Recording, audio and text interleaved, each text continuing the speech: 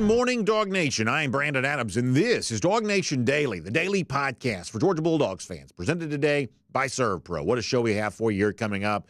This year's spring practice for Georgia, perhaps a little bit more important than some spring practices have maybe been in the past. We'll use the words of a key Georgia leader to explain to us exactly why that might be true here coming up in just a moment. I think it sets us up to have, on the one hand, a pretty important conversation with the building blocks that are being put in place, and on the other hand, just sort of a fun conversation about what we have to be excited about and look forward to here in the upcoming 2024 season. We'll give you that.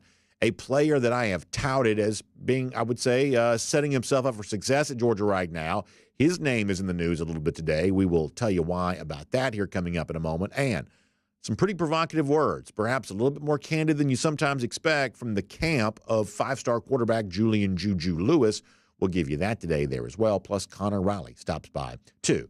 But the most important person that's here right now is you. And we're glad to have you with us as our show gets going today. It is DawgNation Daily, the daily podcast for Georgia Bulldogs fans, presented today by Servpro. And it begins right now.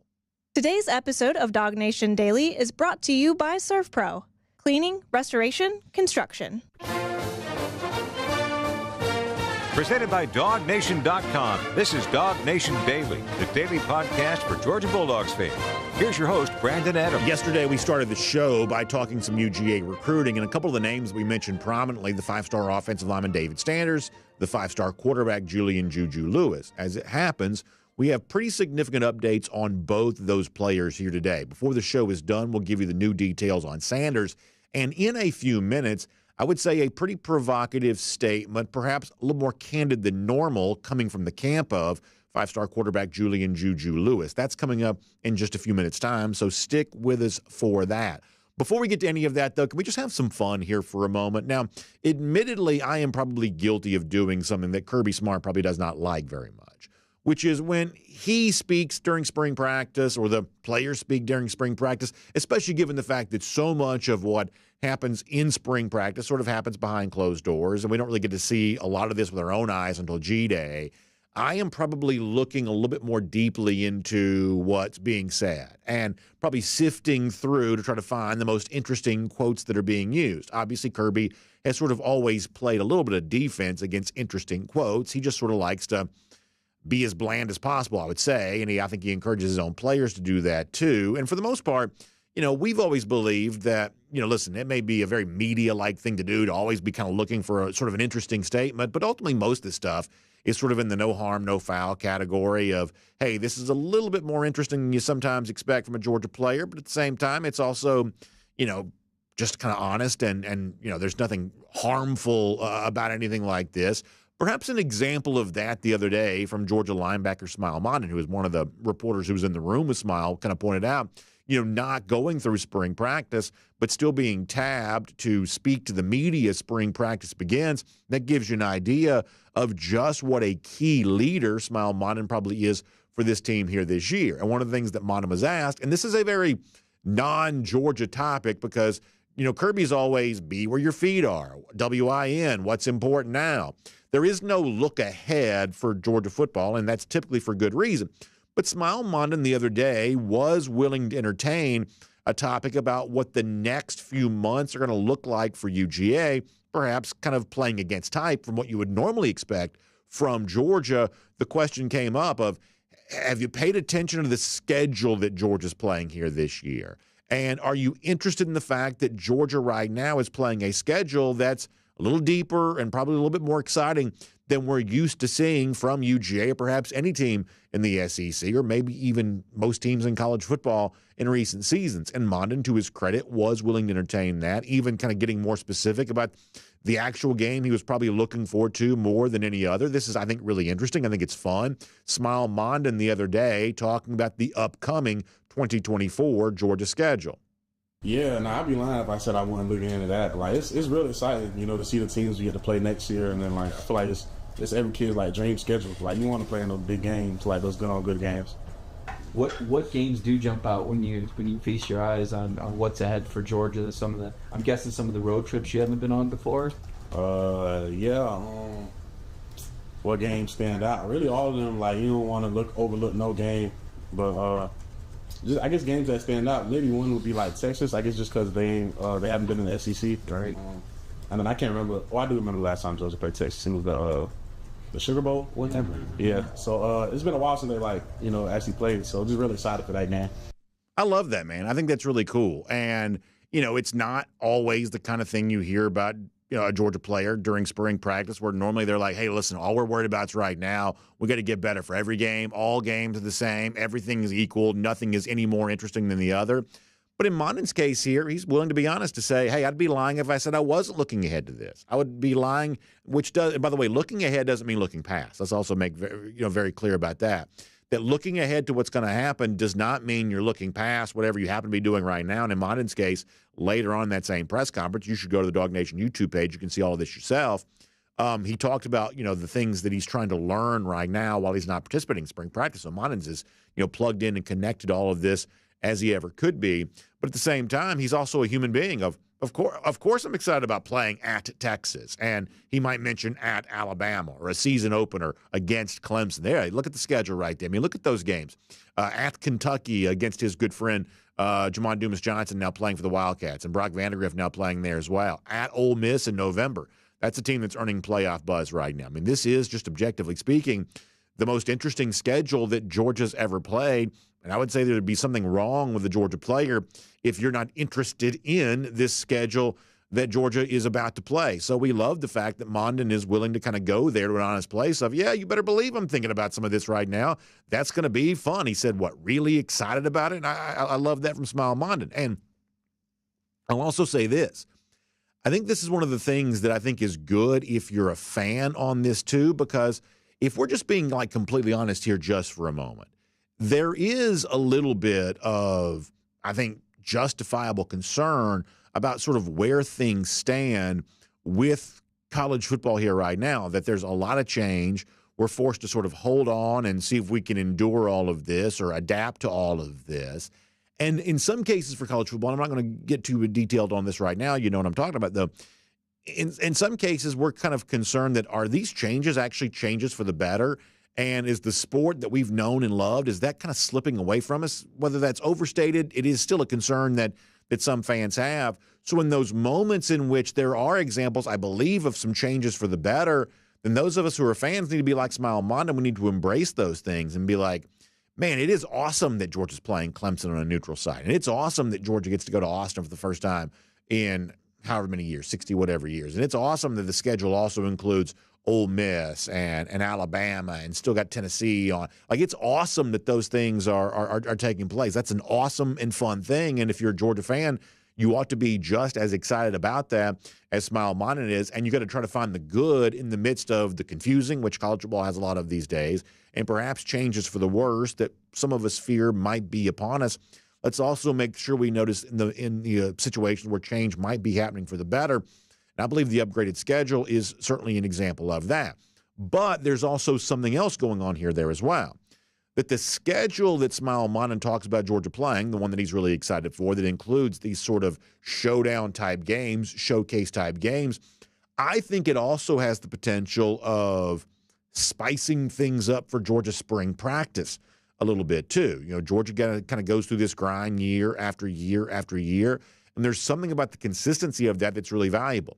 But also when you can find a new energy, I think that can be valuable there as well. And I couldn't help but notice that the schedule was also on Kirby Smart's mind the other day too. Now, he didn't say a lot about it, but he did allude to it when he talked about the overall value of what spring practice provides here for Georgia and the goal that he has for that spring practice. Let me let you hear a little bit of what Kirby Smart had to say about that when the Dogs kicked off spring practice just a few days ago. Goals of spring for me would be to expand our roster of winning football players. So what defines above the line and below the line is, can you play winning football? We probably got 30 or 40 guys that have proven that.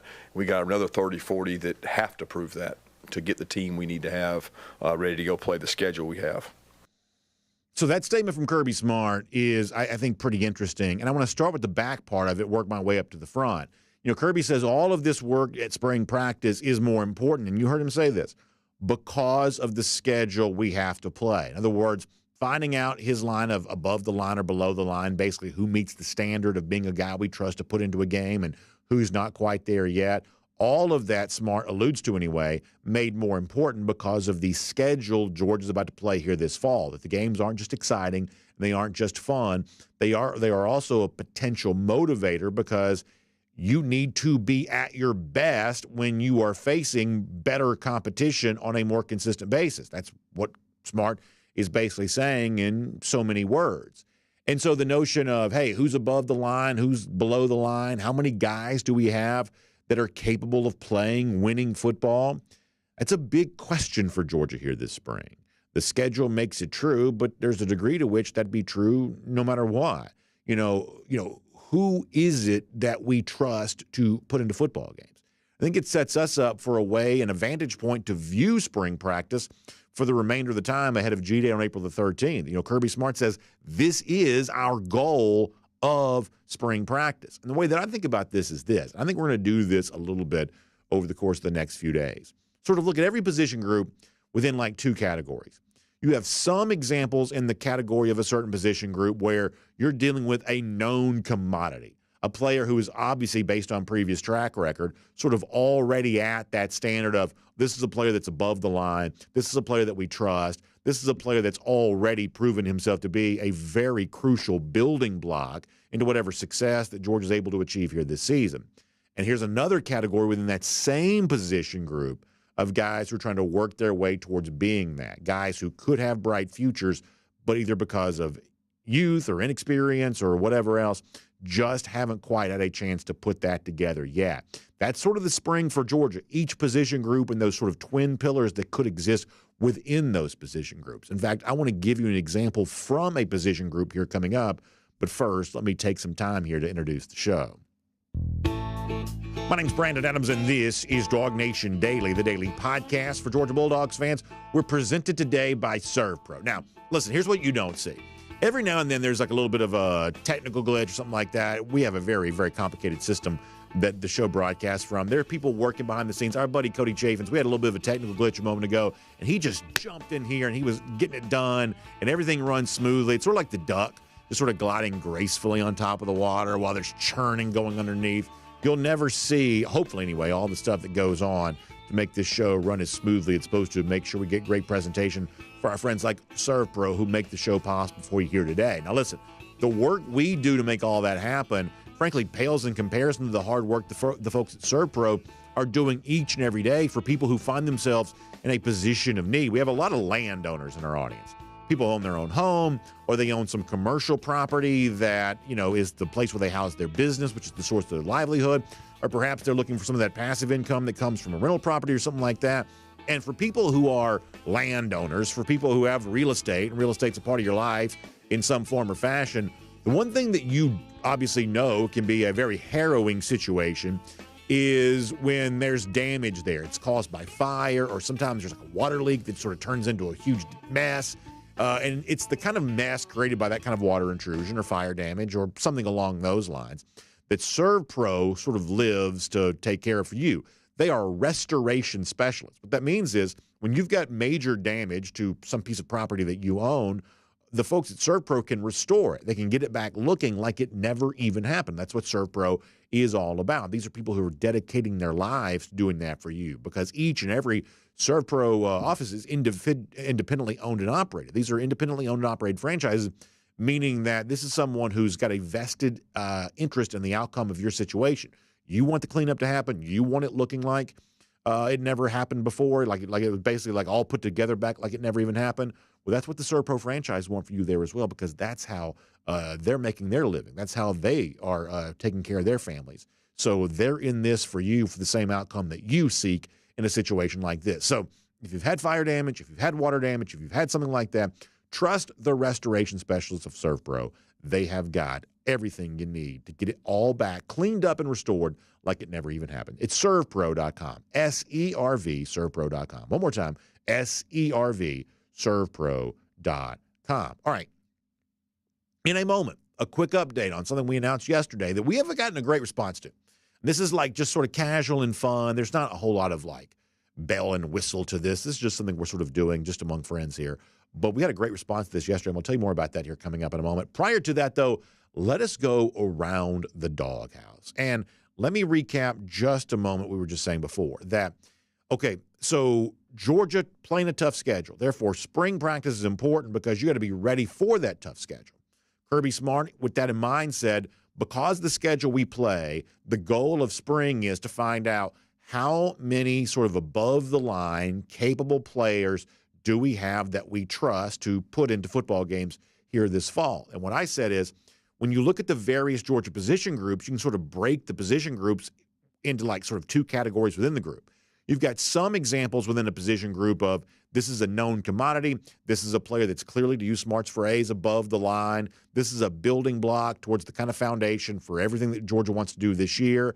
And perhaps you've got other examples within that same position group of this is a player who's got some promise. Otherwise, he wouldn't be at UGA. But either because of inexperience or maybe in some cases youth, just hasn't quite had a chance to show that to you yet. What I said a moment ago is I want to give you an example of that from a specific position group. I want to focus on quarterback here for a moment.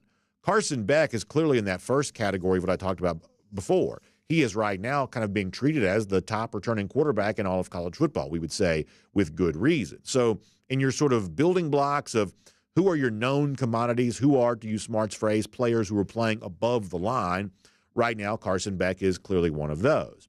However, there's also a player in that quarterback position for Georgia who I think is sort of in that second group, a promising prospect. You've heard me brag on him before thus far this spring, but hasn't quite gotten a chance to show it yet. This is a guy who could prove himself to be an above-the-line player, and that's the backup quarterback, Gunnar Stockton. Now, the other day, ESPN had a very interesting statement about Gunnar Stockton that I know that DawgNation.com wrote a story about. Our guest, Conor Riley, who will join us in a couple of minutes, he's the one that wrote the story. What they were talking about was the future of the Georgia quarterback situation and how well set up is Georgia for quarterback success in its future. And in that particular piece, Adam Rittenberg, the writer, put a spotlight on Gunnar Stockton and why this spring and this season overall can be and perhaps needs to be a big moment in which Gunnar Stockton steps up as a way of ensuring Georgia's football future. Let me read to you what Rittenberg says here at ESPN about Gunnar Stockton and what he does to contribute to Georgia's quarterbacking future. Rittenberg writes that the Bulldogs still have a year to develop Gunnar Stockton, who was a top recruit in 2022 and worked as Beck's backup during the Orange Bowl preparation and did have 2 touchdown passes against Florida State in the 63-3 romp.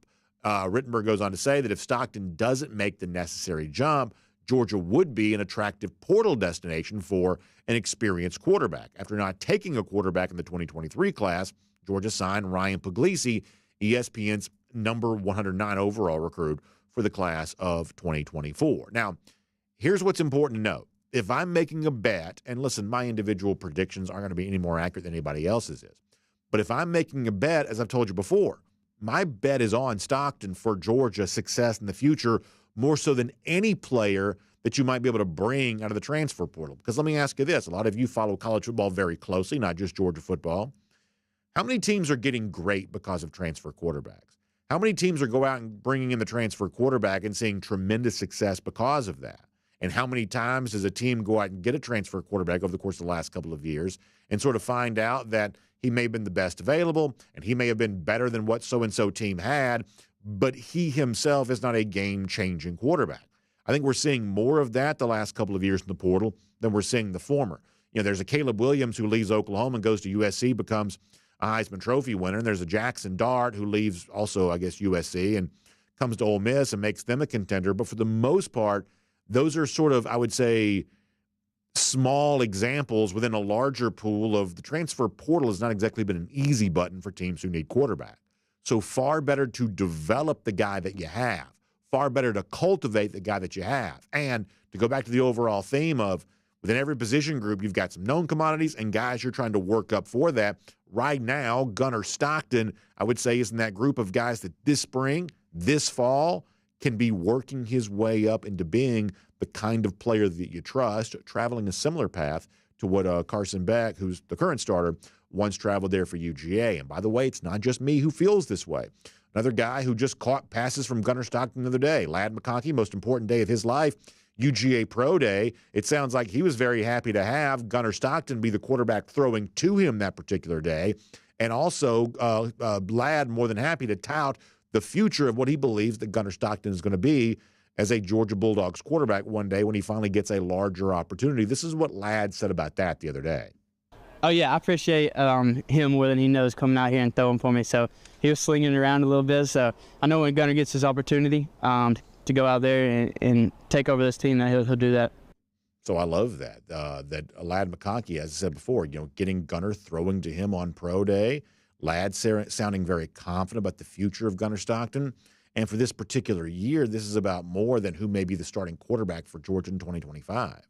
Unfortunately, and listen, I don't mean to put this out in the universe, although I'm not very superstitious, but the point is the backup quarterbacks in the SEC have mattered.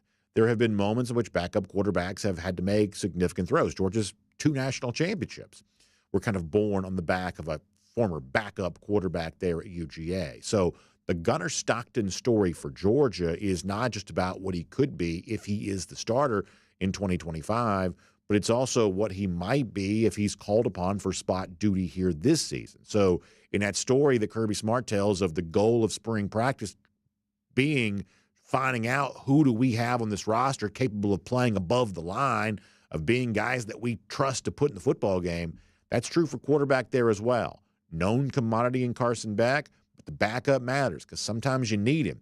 And when Georgia needs Gunnar Stockton, the work that he's doing right now will get him ready to be that guy if he's called upon here this season or perhaps sometime in the future. Now, before we turn the page on this and close up around the doghouse, let me also speak about Georgia's quarterbacking future here for a moment there too.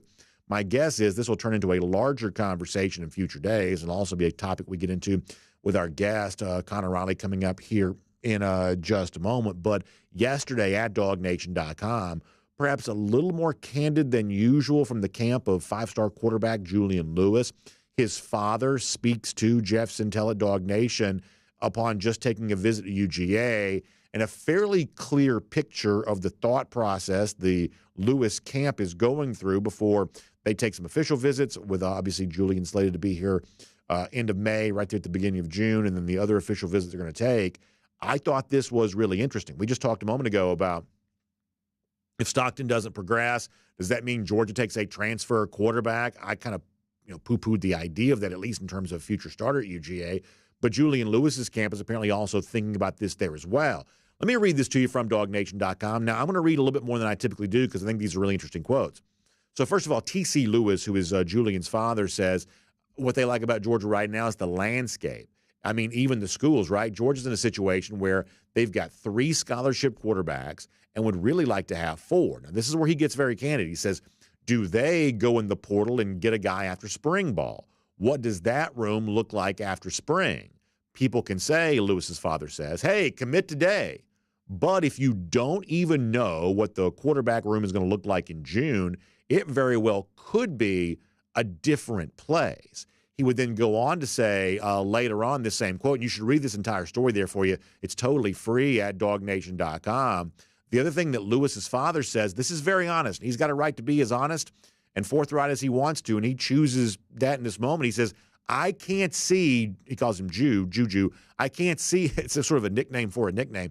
I can't see Jew going the way of Carson and sitting for 3 years, that kind of thing. He says, even talking to Carrollton coach Joey King, who also used to coach Trevor Lawrence at Cartersville, he says, Juju is not a dude that's going to sit for 3 years. Jeff asked Mr. Lewis, could Lewis sit 1 season and wait for his chance in Athens? Lewis's father says he could definitely sit 1 year, but 3, we can't see that. I don't even think psychologically he could handle that. So very interesting comments, Julian Lewis's father there at DawgNation.com. Now, Mr. Lewis and Juju himself, they've got every right to sort of go into this situation saying, this is what we want, this is what we expect, this is what we find to be intolerable. They've got every right to do that. But laying that out in such uncertain terms, I think creates a little bit of a choice for Georgia there as well. I would say there's a vetting process going on both sides here. The Lewis camp, they should be looking in on Georgia and saying, is Georgia a right fit for us? And are they going to help us accomplish the goals that we have? That's what they should be doing. Georgia, on the flip side, needs to be asking the same question of, given the big goals that Georgia has, given the track record for success that Georgia has had. Is Lewis a good fit for that based on how that success has come together in the past? That's the kind of question that needs to be asked there as well. So interesting stuff there for Georgia with a current quarterback in Gunnar Stockton and perhaps a future quarterback in Julian Juju Lewis, and that's around the doghouse here on DawgNation Daily, presented by Servpro today. Now, before I get Conor Riley and have the conversation with him about this and a whole lot more, let me also give a shout out to our friends at Precision Garage Door here for a moment, because one of the things I love about Precision Garage Door, if you find yourself in need of whether it be like a quick garage door repair or in some cases a full-on garage door replacement, the folks at Precision Garage Door and their 5-star reputation for service and excellence throughout the Atlanta area are going to jump in there and get that work done for you on time and answering phones 24 hours a day, 7 days a week. You can always get in touch with one of those garage door replacement or repair specialists whenever that need arises for you. So there's also a $29 service fee, which is waived anytime you get a repair. If it's same-day service for some sort of emergency, or if you just need an estimate for some future work you want to get done, I want you to reach out to our friends at Precision Garage Door for more on that. The website to go to is precisiondoorgeorgia.com. That's precisiondoorgeorgia.com. They're a neighborly company. They take good care of you. They show up on time, and they work in a very, very satisfactory way for you.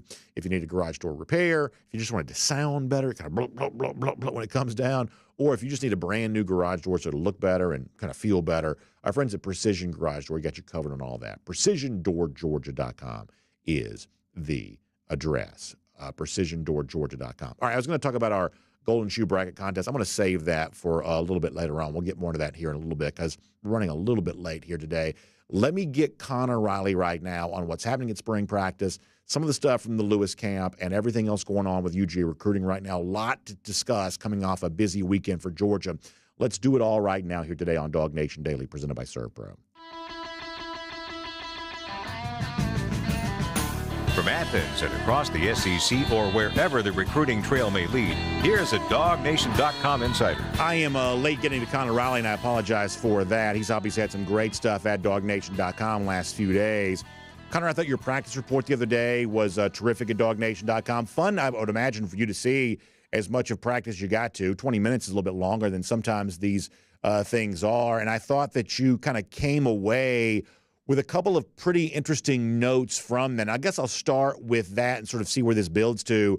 You know, the idea that Joseph Jonah-Ajonye, for instance, we've talked a couple of days now about this, and Mikael Williams were sort of both sort of bouncing defensive end, outside linebacker. That perhaps may have been, at least in the case of Jonah-Ajonye, the most unexpected note, and perhaps in some respects the most interesting. What did you make of that? And then just anything else that with your own eyes you got a chance to see from spring practice going back to last Thursday?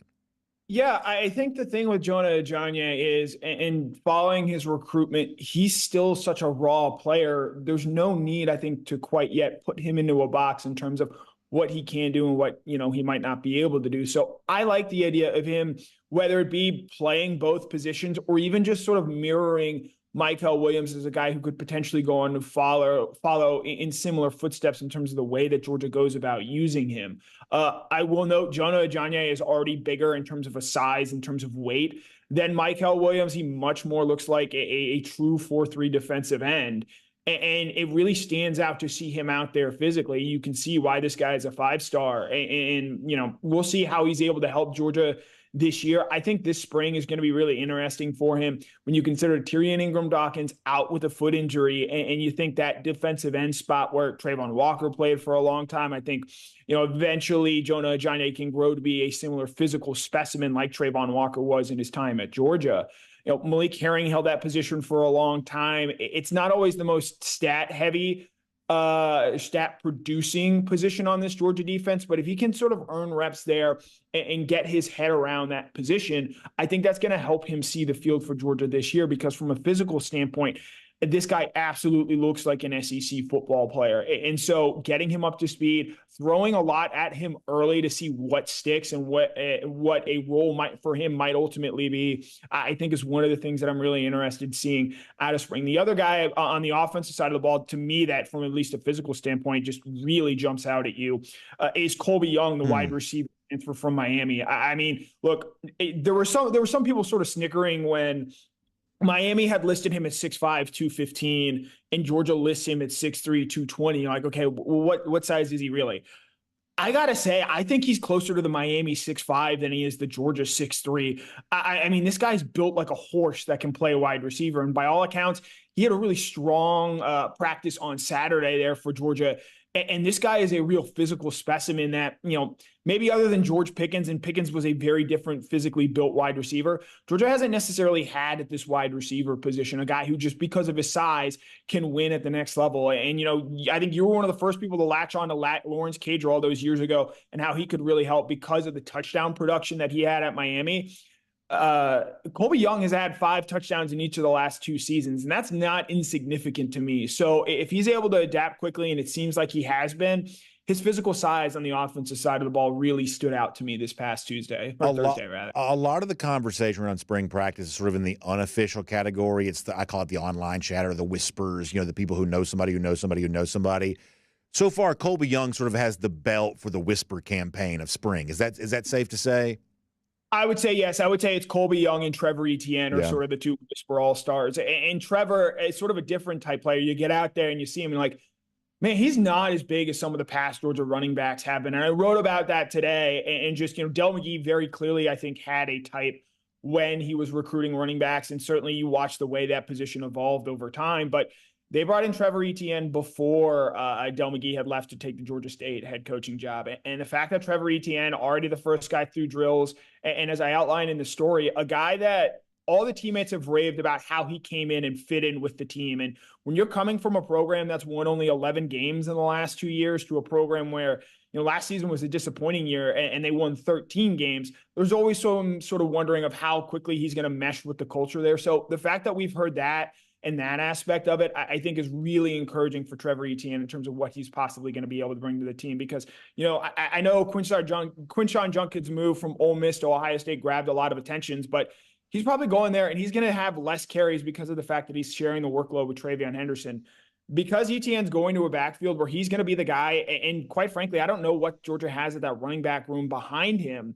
I could see Etienne being one of the real impact adds via the transfer portal in a way I don't think a lot of people were talking about coming out of that December, January window. Yeah, I think that's really interesting. And I thought your practice report the other day was right to point out and make sort of amplify the point that he was going through drills first, and that kind of echoes Kirby Smart bragging about his leadership when Smart spoke to begin spring practice the other day. And while I would never want to be like a wet blanket on any of this, because I'm obviously very excited about Etienne as well, and I guess I've been mispronouncing it as Etienne. I've been told it's Etienne, so let me make sure I give the long E sound there at the beginning there on that. But the point of all of this is, I do think the question that sort of exists below the surface on this is, how is he going to be a better player at Georgia than he was at Florida? Because if all he is the same player he was at Florida, that's not a game-changing player for the Georgia offense, and I mean that with all due respect. And I think the ESPN story that mentioned Etienne the other day about returning running backs in college, like he was 8th on that list, but at a place like Georgia, like 8th best returning doesn't quite move the needle the way that, like, say,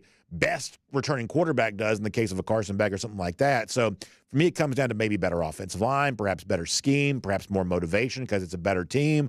But there has to be a legitimate answer to the non-rhetorical question of what makes Etienne a better player at Georgia than he was at Florida, because for him to be the very best version of himself, he really needs to be. Yeah, so I'm going to use an NBA comparison here, and I know, that might lose some of the audience, but Aaron Gordon is a player for the Denver Nuggets, won an NBA championship with them a season ago, and he gets to play with Nikola Jokic now, and he has so clearly elevated his game, in part because he gets to play with Jokic, and he is just playing in a more talented team. The reason the Denver Nuggets were able to get Aaron Gordon at such a discounted rate was because he spent so much time in Orlando. And there were a lot of questions about him coming out of Orlando. He couldn't lead the team and wasn't a great shooter and things like that. And the reality is Orlando just didn't do a good enough job of surrounding a talented team around Aaron Gordon to get the absolute most out of him. I think that's sort of what Trevor Etienne is going to be. I don't think Trevor Etienne is going to be the best player on this offense. I don't think he's going to be the best player on this Georgia team. But when you pair him with a Carson Beck, who, if we want to continue the analogy here, I think it's probably going to be Georgia's Nikola Jokic. If I'm going to say that Carson Beck is going to be Joe Burrow, I can probably also say that he's going to be a Nikola Jokic type figure in college football this year. And so when you have that, when you have an offensive line that's able to clear the way, maybe sort of like a Jamal Murray does at the point guard position for the Denver Nuggets, I think when you factor all that in there, it's putting ETN in a position where he's never been before, where he doesn't have to be the focal point in terms of what the defense focuses on, because Georgia's passing game, I think, is going to be so potent this year. So by putting him in a role where he's allowed to do the things that he does best, I think that's what's going to help him the most and ultimately shine there. But I do agree, and you're right to point out that if he just does what he did at Florida last year, he's not a difference maker in the way I think a lot of us have already talked about. And I think you can look at Dominic Lovett, a guy that last year similarly came and had a really strong spring and had a good year statistically, but he wasn't the game changer that I think a lot of people thought he was going to be. A good player, a nice addition, but didn't really explode the way I think a lot of people anticipated that he would. And so that's certainly going to be something to follow here as well as spring practice and ultimately fall practice takes place. You and I are speaking on a Tuesday morning. We'll hear from Kirby Smart again coming up in just a few minutes. But as Georgia moves into week 2 of spring practice, how does the storyline kind of evolve from here? What is next for Georgia in terms of its mission of having the most successful spring practice can possibly have? Yeah, so I think the thing I'm now looking for is, now that we sort of have an idea of who's here and who's not, and you know, the injuries are such a big part of that first part of spring when so many guys are out, I'm looking at that safety position in that defensive backfield where, you know, yes, you already were going to have to replace Kamari Lassiter, Tyke Smith, Javon Bullard, but now, you know, Malachi Stark's not 100% this spring, dealing with a shoulder injury. He's going to be 100% ready, good to go come fall. You know, this is nothing new for Georgia in that regard, but it puts a lot more reps on the table for guys to step up and play at that safety position. I know there are going to be a lot of eyes on KJ Bolden and how he ultimately looks. Jake Pope is a name there as well. But you know, last week going through drills first were Dan Jackson and David Daniel-Savannah. So I think what that safety position looks like, maybe the offensive line is another position we watch closely. Does Micah Morris maybe further cement his role as the, you know, potential starter at that guard spot opposite Tate Ratledge there? So I think it's those position battles where, again, none of these are going to be decided in the spring. They very rarely are. But how do guys sort of step up and emerge at those positions where they are getting more reps and a little bit more playing time? I would say inside linebacker is one to watch as well. We're going to get a chance to hear from Jalen Walker today.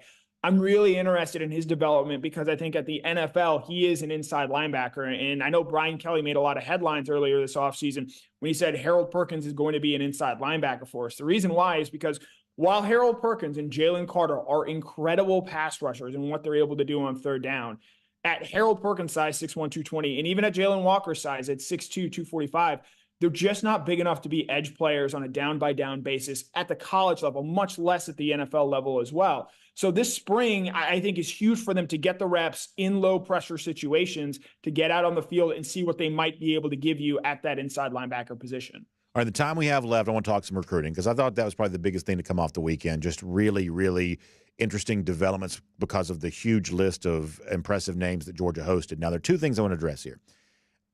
I'll mention this and sort of push this back here for a moment. As a Georgia fan who wants the best class that Georgia can get, I'm really happy with how the 2025 class is taking shape here right now. Long time since Georgia's had a commitment. I don't know when the next big name sort of drops here, but the thing that I have been hammering over and over again, in-state line of scrimmage players, really important for Georgia to win with those. And just sort of more broadly, the elite offensive and defensive linemen anyway. This needed to be a big-time class for those guys, especially on the defensive line. Connor, the best that I can tell, that's going really well right now, even though we're not seeing commitments yet. It just sort of feels like there's a lot of positive movement with that. I want to get to that in a moment. But as a lead into that, we read the quotes a moment ago that Mr. Lewis, Julian Lewis' father, gave to DawgNation.com. I find them to be very, very interesting. And I believe that if you're the Lewis camp, you have a right to want what you want. And credit for you for speaking about what it is that you want. I'm not mad at them at all. But, you know, the notion that they couldn't do what Carson Beck did of, you know, wait a good number of years. And by the way, within the context of Arch Manning's going to wait at least 2 years, perhaps, to become Texas quarterback. You know, we've got some context for players waiting a while for their chance to play. The fact that Julian Lewis's camp is saying we wanted to be treated and expect to be treated a little bit different than that.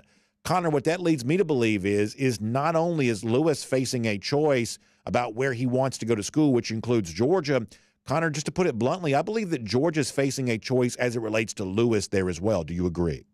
Yeah, and the name you haven't mentioned is Matt Zollers, the quarterback out of Pennsylvania, and I think that factors into it as well. And look, I think Georgia's going to have a decision to make here of do they, ride out with Lewis and sort of see what he wants to do, because he is still committed to USC, at least publicly. I don't think anyone truly believes that's where he's going to ultimately end up.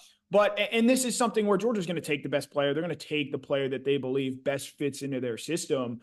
But look, in parsing Lewis's father's comments and saying, hey, we want to go to a place where we can play early, I know a school that Georgia's going to play every single season that would love to have Juju Lewis and would probably feel pretty good about starting him right away, and that's the Auburn Tigers. Yeah. And so you maybe understand, hey, if we, choose to go with Matt Zollers, who I don't know if I've publicly come out and said this, I think that's who Georgia should target, more so because I think the intangibles and also just the physical ability that he has, 6'3", 205, just bigger than Juju Lewis. That's a personal thing. If you have a chance to take a bigger size, bigger bodied guy, I'd prefer that. If you miss out on Lewis, I think there's a very good chance he stays within the SEC. I think Auburn is a program that has made a very concerned push to try and land him. And you look at the way Auburn's recruited, and you know how well respected Lewis is in this state. He's probably going to bring some guys to that Auburn program there as well. So it's going to be very interesting to sort of watch and see how Georgia threads this needle in terms of how it goes about recruiting the quarterback position in this 2025 cycle, because these dominoes and moves all have different impacts. And so what Georgia ultimately decides to do with the quarterback position, I think is going to go a very long way in shaping how this 2025 recruiting class doesn't just turn out for Georgia, but is talked about as well. Yeah, I think there are two things going on here. I don't pretend to be a scout, but my evaluation of Lewis as a player is he's incredibly cool. He's incredibly confident. He makes quarterback look easy, and he plays on a really good team, and Joey King's obviously a tremendous tutor of quarterbacks. I believe that's one of the reasons why that marriage is even in place, because it's great quarterback, with a great quarterback coach. There's probably some, intentional symmetry with all of that. So my evaluation of Lewis as a prospect, of course, he's a 5-star. Of course, he's going to command massive attention in any realm of where he's going to take these official visits. I don't have a bad word to say about Lewis as a player at all.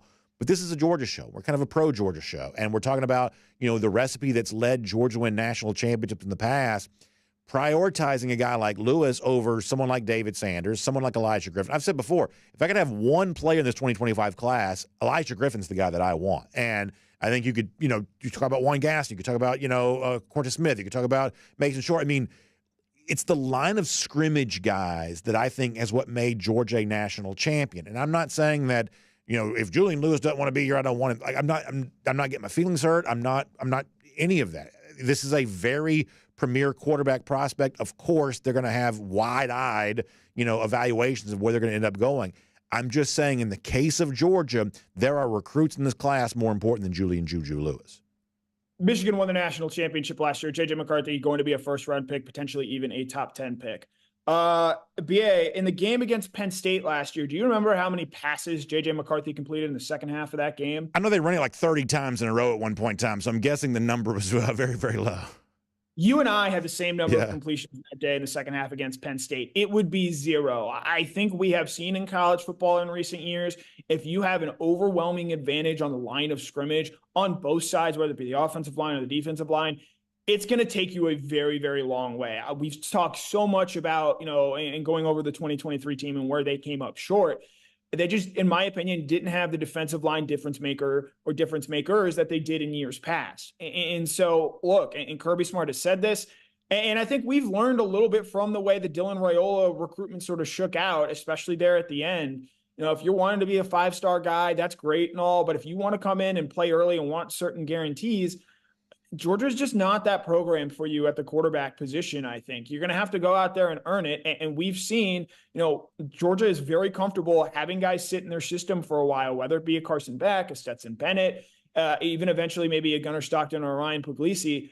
They're very comfortable letting guys sit, being experienced, and then ultimately unleashing them when they are a little bit more physically developed. And while, yes, you have seen guys come in and play as freshmen, McCarthy was one, Caleb Williams was one there as well. I think Georgia's proven they know what they're doing at the quarterback position and the way they develop guys. And so if you feel that you need to get on the field first and get on the field early, that works for you. And as you point out there, it's 100% their right and their prerogative to do so. But Georgia also has to do what is best for Georgia and not necessarily what is best in the mind of Juju Lewis and his family in terms of what they're doing for this team. So it's going to be very interesting to see how all this plays out. I think one of the really interesting parts of it is it sounds like Zellers wants to have an April decision, a decision made by the end of April, get this sort of over with. Juju Lewis isn't taking his official visit to Georgia until May 31st. So there might be some time in the early days of May where we're on a panda watch when it comes to the quarterback position, the quarterback recruiting world for Georgia in the 2025 recruiting cycle. All right, two very quick rapid fire things because we're going late here on this. Thing number one, and I kind of talked about this before you came here. I really like Gunnar Stockton. I wanted to be on the record that I'm very pro Gunnar Stockton. And so any kind of conversation about who's going to be what for Georgia in 2025 and 2026, I wanted to be known. I believe Gunnar Stockton is going to be a major factor in whatever quarterback thing happens at UGA. I've predicted that Georgia will win a national championship with him. I just really like Gunnar Stockton. So that doesn't mean that I don't want anybody because I want everybody, but I really like Gunnar Stockton. Would you like some of my Gunnar Stockton stock? Yeah, if you're selling, I'm buying it. I am moving positions, moving my portfolio around here a little bit. But look, we saw Gunnar Stockton throw at Pro Day last week. I think this is a guy that is a gamer. When the lights come on and he's out there playing in a game, he just sort of elevates and plays a little bit better there. And so, that's something where it's going to change from time to time. He did some nice things in that win over Florida State. And I think his mobility, his athleticism, his willingness to run is something that is ultimately going to help him a lot. How much he runs and how much Kirby lets him run, I think is going to be very interesting because we know from watching Stetson Bennett, and granted Stetson and Stockton are built very, very differently.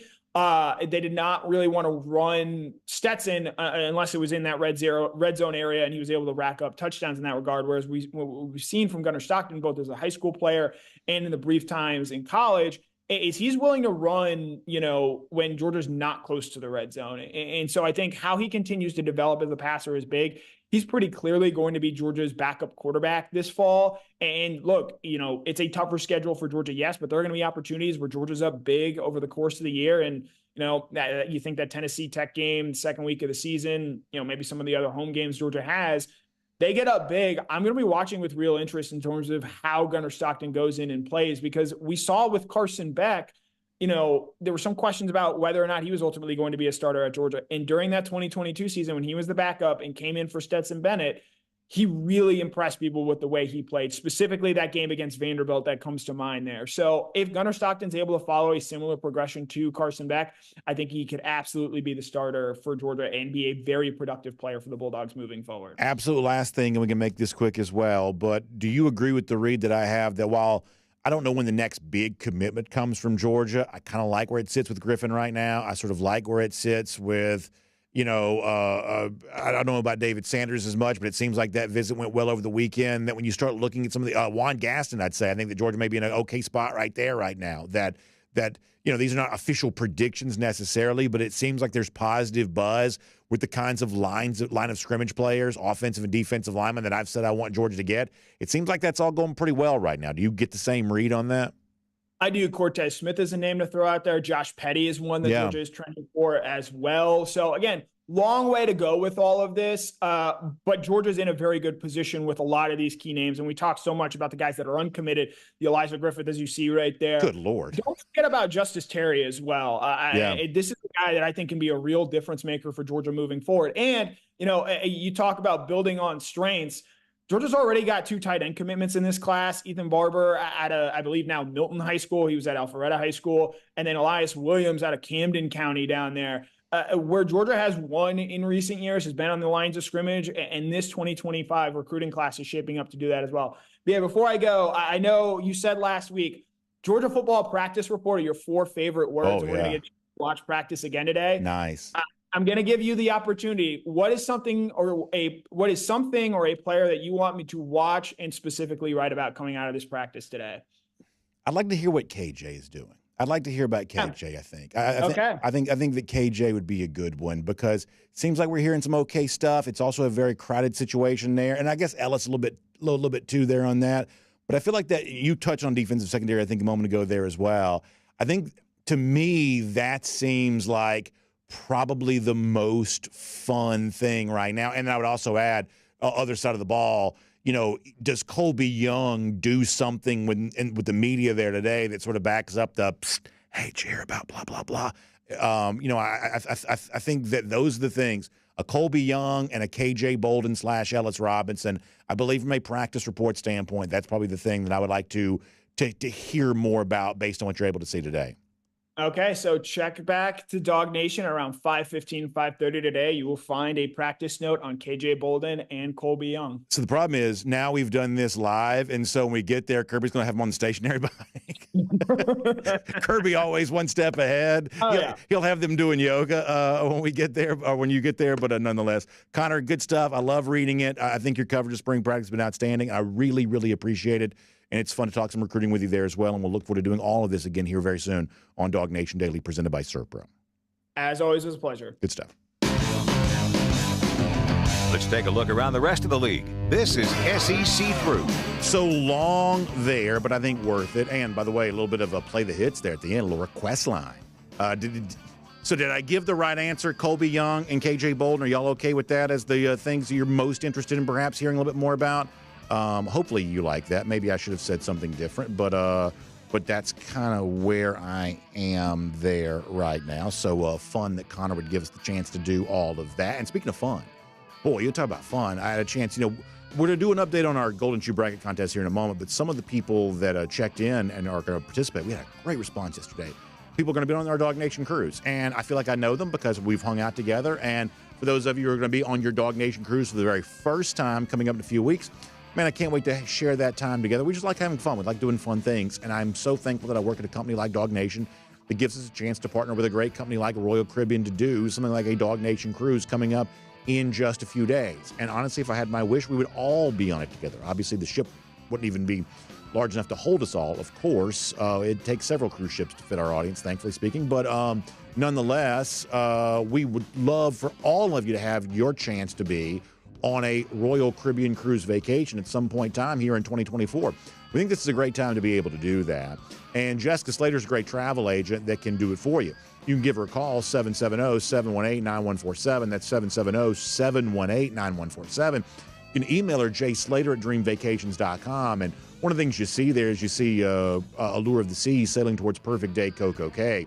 I think for people who perhaps have not been on a DawgNation or in a Royal Caribbean cruise since last year's DawgNation cruise, I think one of the things they're going to love and be so excited about is the debut of Hideaway Beach there at Perfect Day Coco Cay. I had a chance to experience that a few months ago, and I just think you want to kind of add like the sort of Vegas-style pool party to like what's already a wonderful spot. You get the thrill side, the chill side, tallest water slide in North America on the kind of the thrill side water park.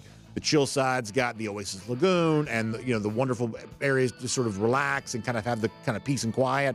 But if you want some fun, if you want some high energy, that's really kind of what Hideaway Beach sort of provides. And there's all kinds of sort of cool enclaves there. You want the private cabana there, you can kind of do that. You want your sort of own sort of adults-only beach experience, you can sort of get that. It's just a really great way to have a perfect day made even better if that's even possible. Hideaway Beach now is a part of Perfect Day Coco Cay. Jessica can tell you more about that.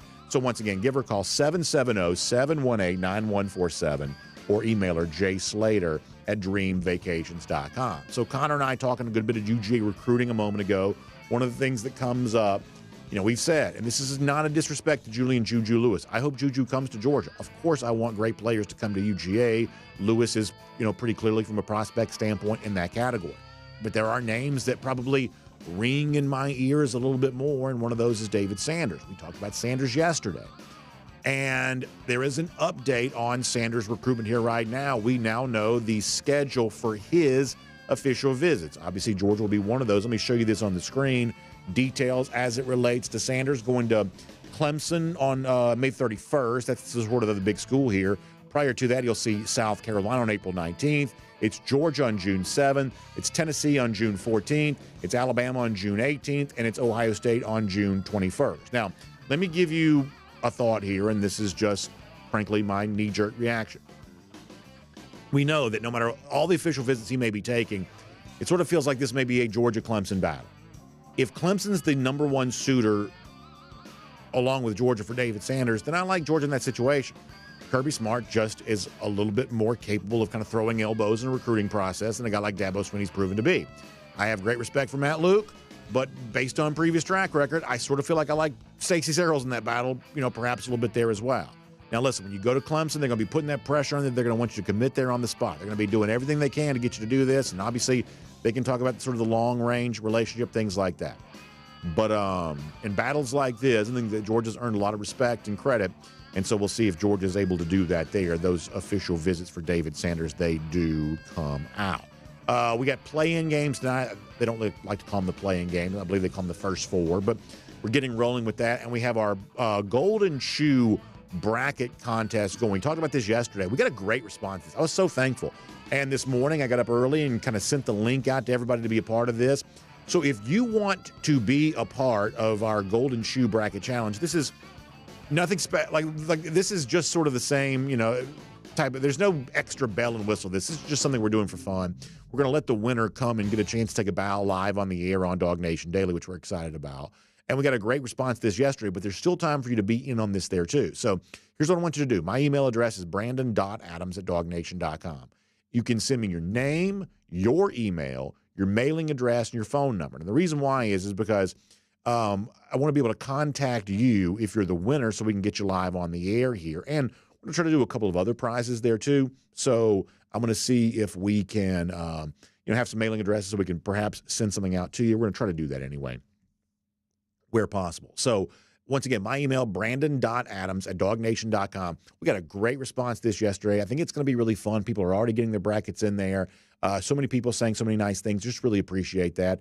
This is just something to do because I like hanging out with all of you. And this is sort of a way for us to sort of virtually do that. So once again, send your name, your email, your mailing address, and your phone number to me, brandon.adams@DawgNation.com. We're going to try to make our Golden Shoe Bracket Challenge as big as it can possibly be. Now, I have to confess, as I'm kind of working on my own bracket here for a moment, this is one of those deals where I'm not really proud of myself necessarily because, listen, I'm a Georgia fan. We hate Georgia rivals. But also when it comes to your bracket, something like that, there's a little bit of a sort of source of pride that kicks in. You want to get this right if you possibly can. So when I look at all the SEC teams, I have to say there's one that I keep circling back on. An SEC team that I think if there is a team from the SEC in the Final Four, I have to confess, the team I think it's most likely to be is probably Auburn. And I don't necessarily want it to be, but at the same time, if it's going to be, I at least want to get it right in my bracket. So look at the combination of offensive and defensive efficiency for those who care about those sort of stats. Look at the history of Bruce Pearl as a coach. Look at the ineptitude in terms of big moments for Tennessee that seems to choke everything away, and Kentucky, who's been even worse in tournaments as of late. You really trust those teams here right now? I think Alabama's likely to be something of a non-entity. It's really Auburn that I keep kind of coming back to as the team. Even though they're only, a 4 seed, I probably keep coming back to them as the SEC team in my bracket that's going to probably advance the farthest. Now, listen, you can obviously take that with a grain of salt, and you probably should. But in my bracket, I have to confess, I've probably got Auburn probably advancing a little farther than I wish I did. One more note here as a part of cruising around the SEC, courtesy of Royal Caribbean. We, believe it or not, already have an SEC team that's had its SEC spring game. Now, it's not even spring yet officially. Missouri had its spring game this past weekend. Interesting buzz coming out of Missouri on Darius Smith, who already has kind of gotten some praise from Eli Drinkwitz, early in spring. They do this kind of ceremony where they're like, who gets to get their jersey and earn their jersey? Well, Darius Smith supposedly earned his jersey, quicker than most of the other players. I guess they did a little draft thing for the spring game. He got drafted pretty high. And apparently, according to some that got a chance to watch it, I was not one of those people, but according to some that got to watch that Missouri spring game, apparently Smith did pretty well for a Missouri defensive line that has been more good than not the last couple of years. And obviously, when you think about Brady Cook at quarterback, this is a team that's got one of the higher projected season win totals for almost anybody in the SEC. They're thought to be a legitimate playoff contender. Had there been a 12-team playoff a year ago, Missouri would have been in it. And one of the guys that apparently is going to kind of keep Missouri in the conversation among contenders here this fall is a former Dawg who you know well. By the way, his dad was almost always in our comment section. We certainly miss him. But Darius Smith now at Missouri and apparently doing some pretty big things. The Tigers here this spring, air quotes around spring, because they finished while it was still winter. But nonetheless, we'll make that cruising around the SEC courtesy of Royal Caribbean. And And as we wrap up here today, how about a golden shoe? And a lot of you know that around here we believe in truth in advertising. I don't endorse any sponsor that I don't use myself, that I don't enjoy myself. And obviously that's true for one of our great sponsors, Dr. Pepper. Now, our buddy Bill Sanders sent this to me. He said, BA, did you come up with this? And what it is a cat in the hat meme that says, I will drink Dr. Pepper here, or I will drink Dr. Pepper everywhere. Well, pretty much that is true for me, and that's been true my entire life. And so that's very funny for Bill Sanders, and I can sit here right now, look across the studio, and I see that Dr. Pepper waiting for me as soon as this show is done. So always a great way to close out a show, a fun golden shoe for Bill, and of course a little Dr. Pepper waiting for me there as well. However, lousy, stinking Gators, they get no Dr. Pepper. They get no beverages of any kind to really enjoy because it's been 1,228 days since they've beaten Georgia in football. You love to think about that. That's our Gator Hater Updater. We'll see you back here again tomorrow. DawgNation Daily, presented by Servpro. And on video. By the way, BMAC pointing out, as it relates to Missouri, the other thing that goes for Missouri this year is a little bit of a softer schedule. See, in the expanded schedule world, most teams are playing far tougher schedules than normal. But if you're a team like Missouri, you get a little bit of a break this year because, you're not playing Georgia. You lost in the do-away with divisions. Missouri got the nod of not really a traditional rival of the UGA, therefore easy to take Missouri and Georgia off each other's schedules, and so you get a big break there. The other thing is, a lot of you don't really realize this because you're not, as old as me, but Oklahoma and Missouri used to play every year many years ago as a part of the old Big 8 conference, a conference that would eventually become part of the Big 12. And so there's a history between Oklahoma and Missouri. And so therefore, if there's a 3 permanent opponents future in the SEC, which I don't know if there's going to be now, but if there would be, Oklahoma and Missouri would also play every year. And so because Oklahoma's playing Missouri, they're not playing Texas. So Missouri avoids the top 2 teams, at least on paper, to begin the season in both Georgia and Texas. It's one of the reasons why there's some buzz around Missouri here right now. Now, we also think that Oklahoma, as we've said many times, is perhaps kind of lying in the weeds, a little underrated here right now. We've said that. But nonetheless, on paper anyway, one of the big advantages for Missouri is avoiding Texas and Georgia here right now. Dawgs Only says, did y'all already laugh at the Kirby Smart plane ride to the touchdown club? Love his humor. Dawgs Only, tell me more about that. Tell me more about that. All right, let's see what else. DT says, I'm happy to have Gunner as a UGA quarterback. Yeah, I am there as well. I like him. Dawgs Only says we could have a flotilla of cruise ships. That would be actually kind of fun. Just a big, like you said, flotilla, just a big fleet of cruise ships, just filled with DawgNation Daily listeners. If I ever win like the Powerball or something like that, that's what I'll do. I'll put all of you on a cruise ship. All right, let me go over to YouTube here for a moment. On YouTube, let's see what folks have to say over there. Just for a moment.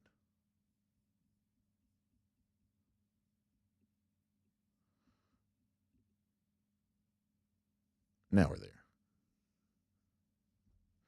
Jonathan Aaron says, don't jinx as you talk about Carson getting hurt. Remember what happened in Brocktober. Well, I mean, listen, the Brocktober thing admittedly did not work out the way we wanted it to. But, being prepared for all contingencies is one of those things you just got to be able to do. How about Green Soldier checking in here today? Good to see Green Soldier here saying Gunner just needs another year. I think he'll be between 21 stat and 22 stat. That's an interesting comparison. We're glad you're here today.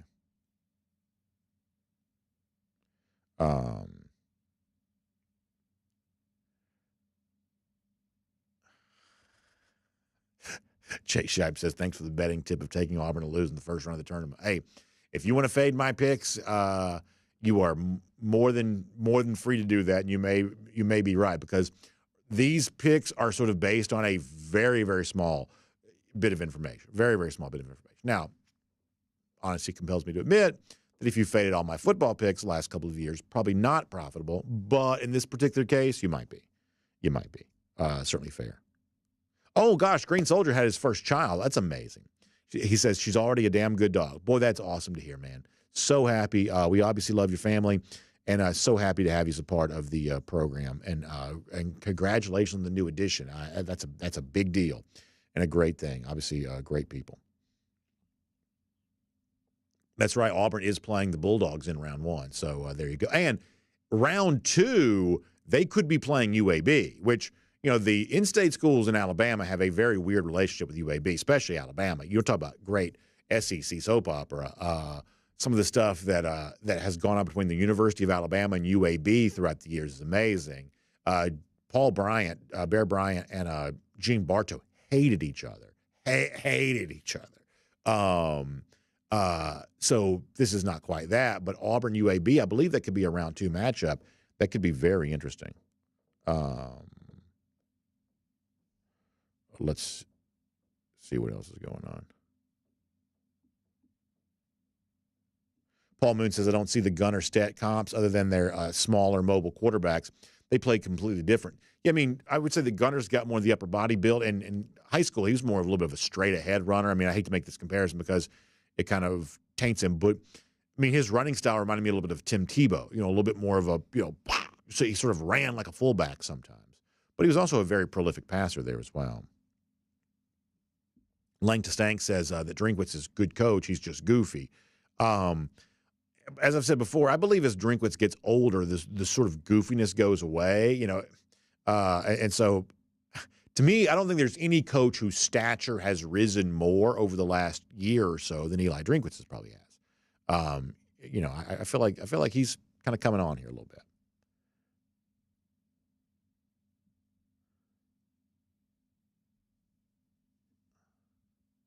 Let's see what else. Langton Stanks, by the way, got Bama going 7-5, which is fun to think about. I mean, listen, I'm going to tell you right now. I mean, it's not going to be easy for them this year. It's just not. And the one thing, I think the thing that kind of still rings in my head a little bit is Nick Saban talking about the bad body language, the bad behavior he saw after the Rose Bowl loss. And I'm sorry, I do connect that to the pouting that existed after the loss to Texas. There was, I would say, even Alabama fans, I think, would admit this. There was a little bit of a weird locker room, practice field vibe in the week after that Texas game. Almost anybody who knows somebody who knows somebody who knows somebody connected to Alabama will tell you that was the case. And if Nick Saban was having a hard time holding all that together and the sort of natural respect that he commands, is Kalen DeBoer going to be able to do that? See, this is, I think, the question for a team like Alabama because it is a first-year coach, a team like Ole Miss because they got a bunch of mercenary transfers. What happens when some adversity strikes?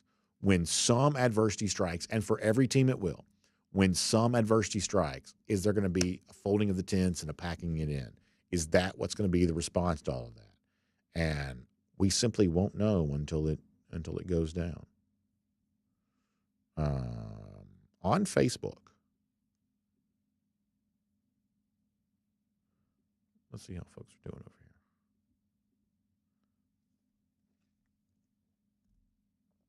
Bill Sanders says, who by the way won our Golden Shoe today, if they go 7-5, the Gump's going to be out with torches and pitchforks. Yeah, to a certain extent, that's probably true.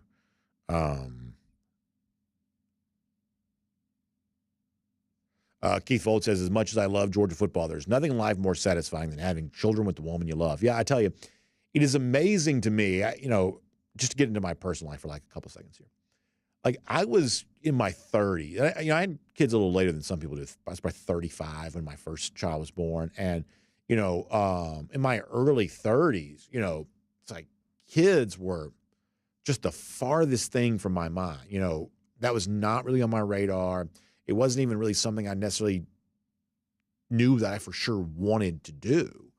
And it's just really weird to think about just how much I changed and how quickly I came to understand just how wrong all of my thinking was prior to that. Like, the one message, and this is sort of a complicated message to know how to process, but if you're younger, way younger than me, the one thing you got to be really careful of you got to be really careful of what it is you think you know for sure. And you've got to really leave some space for the process of getting older and realizing how dumb you now think some of your previously held points of view are. I don't mean to be like preachy or your dad here or something like that, but I'm just telling you, to some of the young people who are watching right now, be on guard for the idea that something that you believe with all your instincts will be laughably untrue in your own life just a few years later. And there's no better example of that than what Keith was talking about there, because there is nothing that means more to me than that. And that is not how I thought I would have been, just because I was just too immature to fully appreciate. Bill Sanders also mentioning A.J. Hill from Houston County. Yeah, at one point in time, he was a Colorado commit. Is he still committed to Colorado? But I think a really good player, a really good player, and a guy that's going to have a lot of options here for this class. Kylan and Susan Richter say if we can't get left to the altar with Juju like Manning a couple of years ago, if Zollers and Montgomery want to commit, hope the Dogs would accept one of them. Also, don't sleep on, as he mentioned, also A.J. Hill, Antoine Hill from Hoco. Yeah, I mean, I'm right in saying this, right? That Zollers is a similar level of prospect to what Ryan Puglisi was a year ago. So Puglisi came to Georgia with the belief that Dylan Raiola could be there as well, was more than happy potentially being the sort of second quarterback in on all of that. I mean, isn't there a chance that I'm asking here, I don't know. Perhaps this is something that I should know. Isn't there a chance that Zollers commits and sticks with Georgia, whether Lewis does or not? Now, maybe Lewis wouldn't come if Zollers was also here. But, I mean, if Puglisi was willing to do that a year ago, isn't there a chance that Zollers might be willing to do that there as well? That's probably something for us to ask Jeff about on Friday. Gary Holt, thanks for the kind words. Appreciate that. Barry Watkins got Missouri playing Georgia for the national championship. Wow. I don't know if that's tongue-in-cheek or not, but that's a strong prediction. Eric Ray says, I hate that we lost Darius Smith. Yeah, that's one of those situations that I don't think could have gone any differently, unfortunately. Y'all know I liked Smith as a player. Big, long body like that. It was also, good at track, speed, and size. I like Darius Smith as a player a lot, but it seems like that situation was, sort of unavoidable, perhaps. Keith Fold says, why was Missouri so early with spring practice? That's a good question. I really don't know, because you got to think it's probably cold up there. I'm sure it's related to, I really don't know, spring break or something like that. Maybe they want the whole thing done. Maybe their spring break's later than Georgia's is, and they wanted the whole thing done before spring break. Maybe that's what it was. Craig Jones just got off 2 teams meetings, had to check in on important stuff here. Listen, Craig, I appreciate that. Listen, and if you want to, you can block off your calendar. You put the little, the little meeting thing there every day from 10 till about 11:30. If you want to do that, that's good stuff, Craig. Either way, I'm glad you're here. Miriam Corbin's going back to what we were talking about kids a moment ago. She says, yeah, keep your options open. Don't slam the door on your future. I guess what Miriam's saying, and I think she's saying it better than I did, like that's the thing that it's actually really scary to go back and look at it now that, had I waited much longer to get started, had we waited much longer to get started, who knows what could have happened, how things could have perhaps been different. And, listen, who knows, if we started sooner, maybe we'd have, 5 kids running around here, right? I mean, it's like, it's just one of those things where what I thought I wanted could not be less accurate. Just couldn't be less like I thought I knew me, thought I knew what I wanted, thought I understood certain things about life, and as it turns out, did not at all. And I am almost ashamed of some of those previously held opinions. So thankfully, it has worked out to the degree that it did. But boy, you look back on the series of decisions you make in your life, you realize, man, if one thing is just a degree or two different, gosh, what would I have missed out on? Being young is tricky. It's hard to make sense of a lot of this stuff. Hard to make sense. Ken Hulk, back to football, says, I've been disappointed too many times. I'm not even thinking about Juju coming here. And I get that. I mean, I feel like I have a pretty good perspective on a lot of this in that I'll be happy if he comes here. I won't get my feelings hurt if he doesn't. because we have a pretty well-established template of what the best versions of Georgia look like. And I'd love for Julian Lewis to be a part of that. You know, I'm not one of those guys that's like, well, listen, if you don't want to, if you're not sure you want to be here, then this ain't the place for you. You got to have talented players. You do. You know, we talked before about what the Kirby doctrine is in my mind. The Kirby doctrine is you take talented players, you make them tougher, physically and mentally, and that produces championship teams. But it's both sides of that. You can't just take guys who want to be tough, because if they're not talented enough, you're not going to win enough games. And obviously, you can't take talented players who aren't willing to embrace the sort of mental and physical toughness that's required. But the talent's part of that. You know, for everything we want this to be about, hey, you know, this is the sort of Dabo Swinney idea. You know, give me guys who want to be here, and give me guys who want to work hard, and I'll let the chips fall where they may. That is a sentiment that most of us probably wish was true in life. But the absolute truth is never exactly what you wish that it was. There is an element of, in the grand scheme of things, a portion of success in football is also determined by God-given traits. It is the talented player who chooses to work hard that's going to be the unstoppable force. The talented player who doesn't choose to work hard, then they'll probably be forgotten by time. The guy who wants to work hard that doesn't have the talent will probably still never be able to achieve when you have that perfect marriage of talent who works hard. But the point is that raw talent does matter. You do want talented players, and obviously at the quarterback position, Juju Lewis represents that. All right, let's go back around the comment sections. We'll take kind of one more lap around all three. Back at YouTube for a moment.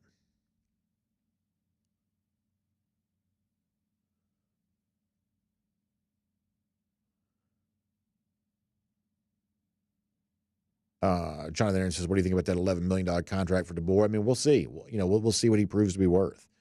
We will. Now, listen, he is a good coach. He is a sharp offensive mind, and he has made a significant impact at a place like Washington. I think the issue comes down to, it's not what you know about football, it's what you understand about the SEC that's going to determine his level of success. Like, take a guy like Urban Meyer. Similar situation, success outside the SEC. He came in here and he kind of figured out this league too, like the kind of demands required to succeed here. Meyer had the kind of personality that could handle that. There are other coaches in a similar situation who have not handled that quite as well, and that's just sort of the way that goes.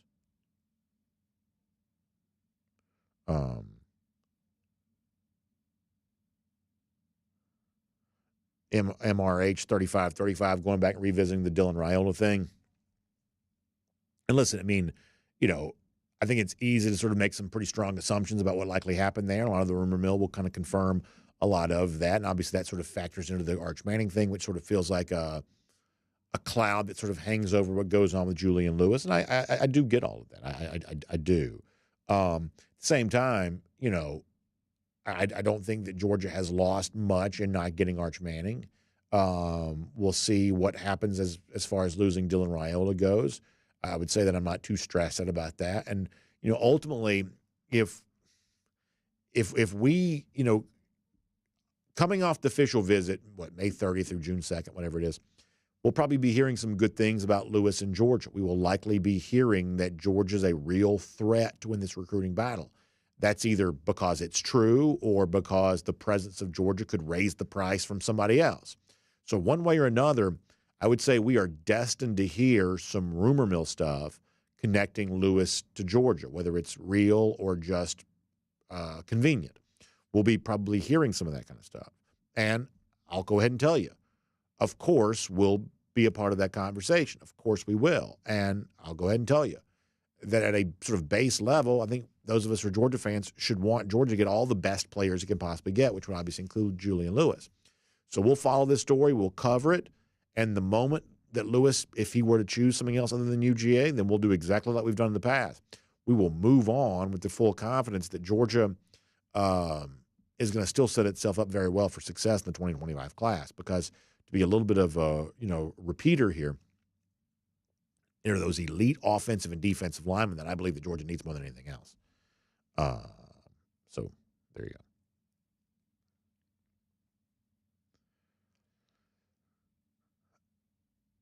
Let's see what else. Anything else over here on YouTube? Love to see people reacting so well to a Green Soldier return here. You'd love to be able to see that. Jordan Bowman talking about the Dark Knight thing, not being able to understand people. So what I heard was, and I'm not a movie expert, but I heard they had to like re-record the dialogue for Bane, the Bane character. Now, can you imagine, like, this is a movie they spend $8 gazillion to make, right? I mean, huge movie, spend, the GDP of like half the world to make this movie. And then we're looking at we call them like the dailies or whatever. They couldn't understand what the character was saying because his mask was covering up his mouth. And so they had to go back and re-record all that dialogue. Can you imagine how stressful that must have been? I heard that anyway. Let's go back over to DawgNation.com for a minute. Randy Hall says, exciting times, change over the new talent, and getting recruits for the 2025 class. I would agree to that. Richard D says, whatever links and collaborations were made to get KJ Bolden to Georgia should at least be made to get Juju to sign with the G. I understand where you're coming from on that. But the one thing that always was true about KJ Bolden was, did Georgia have to make a significant NIL offer to get Bolden? Of course, it probably did. Florida State's NIL package is what we were led to believe that won that recruiting battle for the first time. But there was an emotional connection already in place between KJ and Georgia. He visited many, many times. Kirby had known him since he was essentially a young boy, kind of almost like preteen almost, I guess, that there was an emotional relationship there that mattered. That doesn't mean that there wasn't going to be some NIL or something like that, but part of what won Georgia the Bolden battle was the long-standing relationship. I mean, I guess there's a version of that in place with Georgia, but I don't know that it's quite as emotional. I don't know. Maybe it's just less emotional people or whatever, but I think that's important to keep in mind that almost certainly Georgia had to make the big offer to get KJ Bolden, you'd be led to believe. But the thing that created the opportunity for that to occur was the relationship that was in place prior to that. PDT gives you, how about an over-under for Gunnar Stockton touchdown throws? He threw more than 5 for the year. That's interesting.